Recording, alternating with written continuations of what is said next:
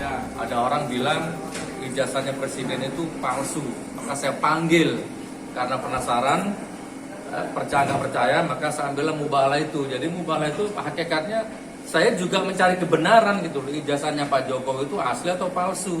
Yang kedua, Mas Bambang Tri itu jujur apa bohong? Nggak lebih dari itu, nggak ada niat menodai agama, itu nggak ada.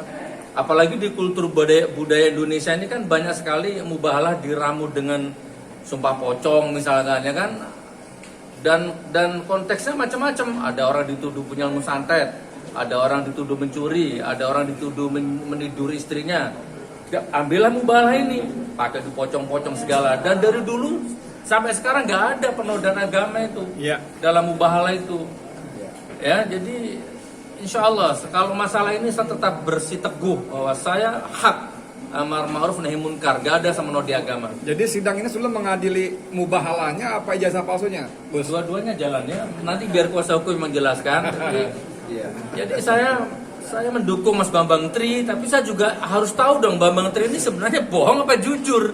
Saya mendukung gitu loh. Ya kalau memang ternyata ijazahnya Pak Jokowi asli, proses hukum Mas Bambang Tri.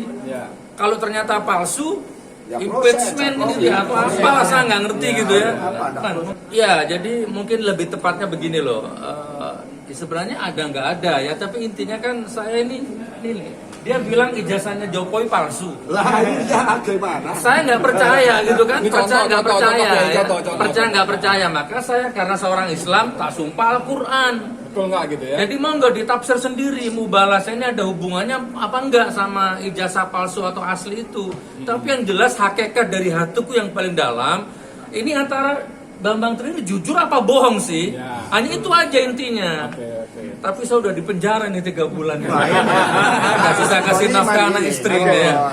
Nah awalnya polisi menangkap, kemudian menahan dengan dasar pasal 14, 15 Undang-Undang Nomor 1 Tahun 46. Langganan tuh saya juga kena itu. Kemudian Saya yang izin sholat kedua, boleh? Saya izin sholat boleh? Ya boleh. Bang Iri lanjut ya. Terima kasih Gus. Ya. Jadi yang kedua berkait dengan penodaan agama pasal 156A. Dikaitkan dengan mubahalah. Yang ketiga berita bohong. Nah, jadi 3 inilah yang menjadi dakwaan. Nah, kalau tadi ditanya oleh Mas Edi kaitan dengan apakah dengan ijazah palsu, ada. Tapi konteksnya diawali dari adanya mubahalah. Nah, yang nggak benar di sini adalah menurut saya secara ilmu hukum polisi dan jaksa ini kok mengadili mubahalahnya. Itu persoalannya. Padahal dia ada di Al-Quran surat Ali Imran ayat 61. Ali Imran 61 itu tentang mubahalah.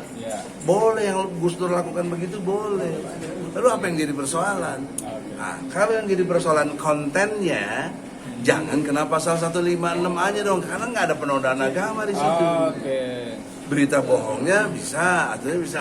Tapi itulah keberatan, makanya tolong kejelian hakim di sini saya minta fokus kepada kaitan dengan ijazah palsu. Kan sampai hari ini nggak ada ijazah aslinya. Jadi tidak ada kebohongan Gus Nur sama Bambang Tri, nggak ada. Harusnya hari ini hakim harus menyatakan bebas demi hukum. Dasarnya pasal 183 KUHP. Hakim itu nggak boleh memutuskan, keyakinannya itu tidak boleh memutuskan kalau tidak ada alat bukti dan saksi. Nah, alat bukti yang kita minta ijazah asli, nggak ada. Saksi-saksi 14 saksi udah ngomong nggak pernah lihat. Termasuk berbohong dia. Berbohongnya apa? Melegalisir katanya ijazahnya asli, sesuai aslinya, tapi nggak pernah lihat. Itu otaknya di mana gitu? Itu logika itu. Jadi saya kira demikian fokusnya. Mohon masyarakat jangan salah karena ini udah diuji berkali-kali, udah sidang kelima, sudah cukup sebenarnya. Makanya tadi saya memprediksi, udah Pak Hakim ini saksi semuanya nggak berkualitas. Kenapa? Nggak pernah lihat ijazah asli. Jangan-jangan Jokowinya sendiri nggak pernah lihat ijazahnya. Kalau dia lihat ya kasih aja, susah apa sih? Lewat jaksa gitu ya. Sekarang domain hukumnya Damai lo bisa jelaskan lebih jelas, tegas, singkat. Begini, pelayan publik itu mohon maaf. Kita semua ini individu maupun kelompok disahkan untuk mengawasi siapapun, mau jaksa, mau hakim, mau ASN guru, kita punya kewenangan. Apalagi kita menemukan tentang korupsi, dikasih hadiah sama Pak Jokowi melalui PP 43 nomor 2018. Pak Jokowi sendiri yang menjanjikan kepada kita. Satu, belum lagi kita larinya ke Undang-Undang nomor 9 tahun 99. Ini 98, ini tukang demo. Saya, Bang Edi juga. Hah? Kalian juga pernah ikut demo. Itu hak.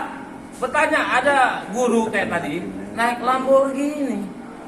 Rakyat boleh tahu karena penghasilannya sekian. Itu hak menurut Undang-Undang ASN. Dan dia harus transparan menurut good governance. Prinsip pejabat publik yang harus dia pegang. Salah satunya tadi jujur, transparan, akuntabel, profesional. Kita punya hak itu, nggak ngerti saya bilang. Berkaitan dengan jasa palsu gimana? Nah, jasa palsu kan begini. Kita awali dulu. Tadi saya udah sepakat sama Hakim bahwa ketika dimulainya proses perkara harus ada keadilan di situ. Kalau enggak dari awal tidak adil, maka tidak akan ditemukan keadilan tersebut. Dari mana? Satu, pasal 84 KUHP itu harusnya klien kita karena peristiwanya ada di Jawa Timur, harus wilayah domain Jawa Timur, jurisdiksinya Jawa Timur. Oh, kenapa bisa Solo? Adakah jalan solusinya? Ada menurut hukum, yaitu ketua pengadilan negeri di Jawa Timur wilayah locus delicti atau kejaksaan itu punya hukum, atau kepala kejaksaan minta kepada Mahkamah Agung akan perintahkan kehakiman pindahin ini. Dan alasannya juga ada tepat, Bang. Alasannya apa? Itu bikin macet, demo banyak, bikin rusuh pengadilan. Ini kan nggak ada. Di Jawa Timur periksa di Mabes Polri, sidangnya di sini. Apa alasan hakim tadi? Nah, itu kan harusnya eksepsi. Itu hukum acara, harusnya di awal. Kita kembali kepada KUHP. Memang itu tahapannya adalah eksepsi. Tapi demi mencapai kebenaran yang sebenar-benarnya, ini kan udah kenapa? Dari Jawa Timur, Mabes Polri, sidangnya di sini. Oke, Bang, sekarang balik ke soal tadi, Bang. Tadi dari saksi kepala SMA tadi dan 14 saksi sebelumnya kata Bang Egy tadi tidak satu pun lihat nggak ada. Harusnya gini, tidak ada korban. Ini korban prinsip kan Pak Jokowi. Mau diambil dari mana? Sebagai nama dirinya presiden, pasti. Sebagai dia murid sekolah tersebut, seperti yang guru-guru tadi yang kemarin siapa namanya? Christine Martarini Christine, ternyata sumpahnya juga beda. Ngaku di BAP Muslim, ngaku di depan pengadilan, dia Protestan, sumpahnya harus Injil. Nggak benar semua, nggak pernah lihat. Nggak ada yang pernah lihat. Jokowi juga merasa nggak korban dia. Dia nggak merasa tersinggung. Kesimpulannya harus dibebaskan seperti Pak Egy bilang tadi. Ini. Nah, bolehlah lanjut. Solusinya Bang, lanjut boleh perkara, tapi dikeluarkan dulu dua orang ini. Tangguhkan. Tersiksa dia, tangguhkan kan ada. Menangguhkan tidak akan melarikan diri. Kita berani buat ini Bang. Tidak menghilangkan barang bukti. Tidak akan menghilangkan barang bukti. Barang bukti kan sudah mereka semua. Bapak Jokowi barang bukti, ijazah aslinya. Ya kan apa yang mau dilarikan lagi, mengulang lagi?